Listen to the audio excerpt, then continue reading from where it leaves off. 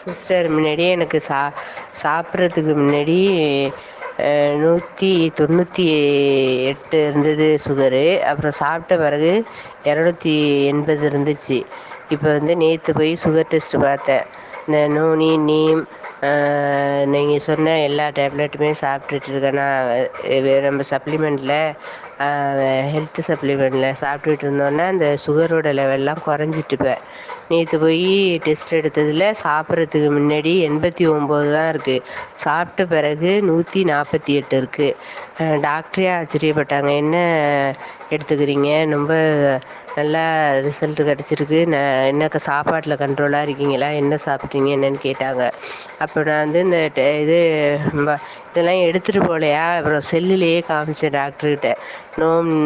Noni neem அந்த மாதிரி இதெல்லாம் சொல்லி காமிச்சேன்னா டாக்டரே ஆச்சரியப்பட்டாங்க.